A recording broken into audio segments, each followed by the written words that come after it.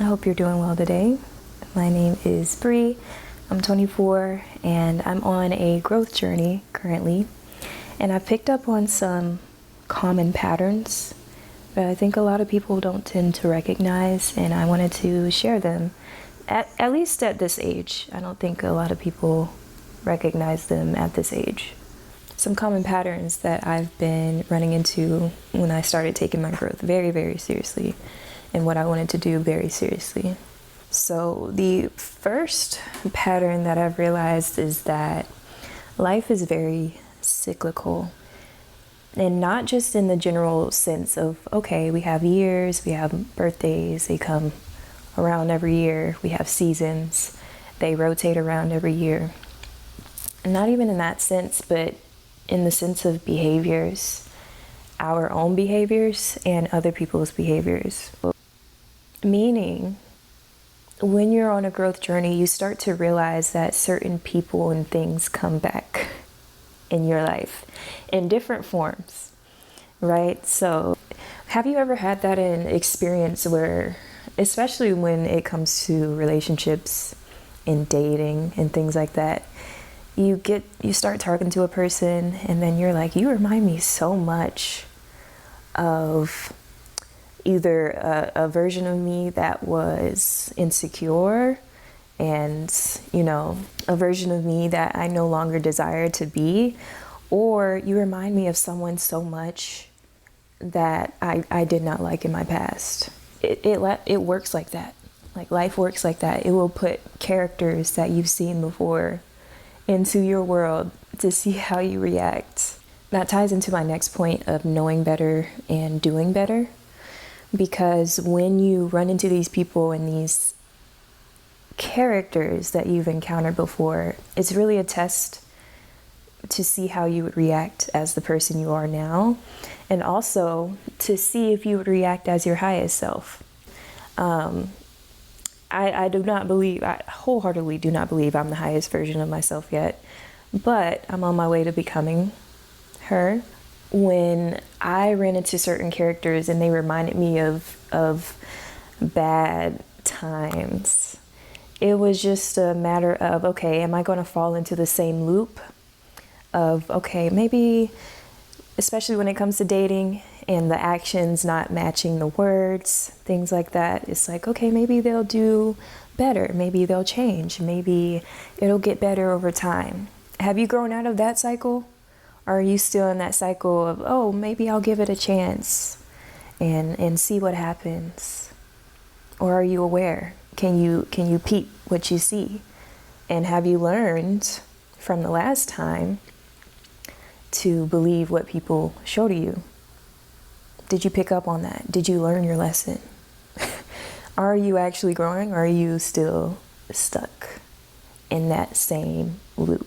All right, so the next thing I want to talk about is bringing dreams to reality, and what I thought it was and what that actually looks like.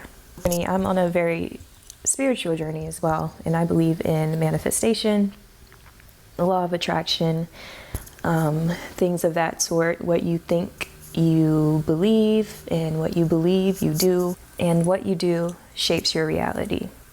When I first started looking into manifestation, I thought it was, oh, I can wish upon a star and say, I want this, and this would just pop up in my life.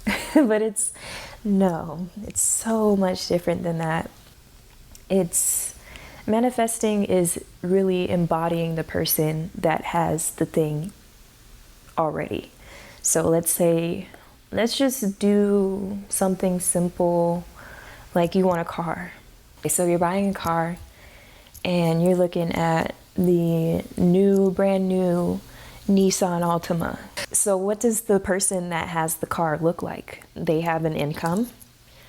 They have a good credit score. They most likely have some place to park it, right? They have a driver's license, in theory. I know some of y'all don't. So what in your life doesn't align with that person.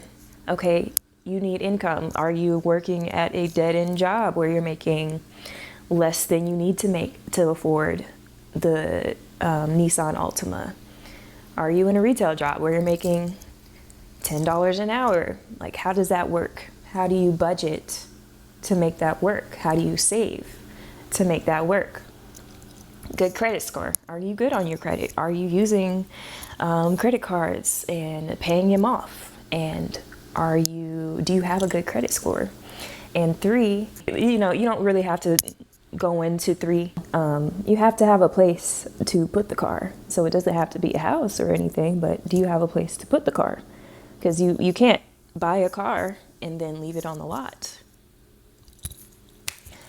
So it's more than that. And another thing that I'm learning with manifestation is that it looks different than you imagine most times.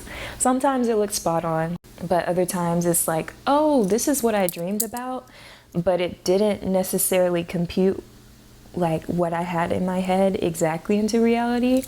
It came through in a different form. It's real subtle like that. Life is funny. And part of manifestation is learning to let go. Learning to let go of what it looks like and focusing on what it feels like to you. This apartment, I did not imagine this apartment in my mind, but I know how I felt when I was in the apartment, and I know I wanted good lighting.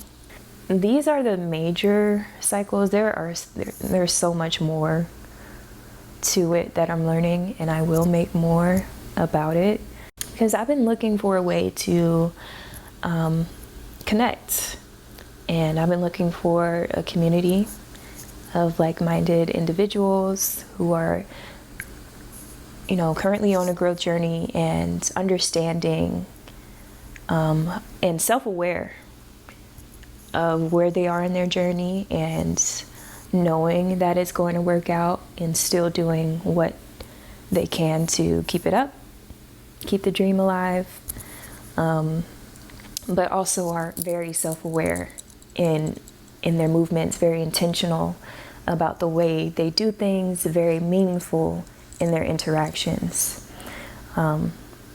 Because, there's a lot of shallow interactions and things lacking depth. And I'm a person that craves depth in this lifetime.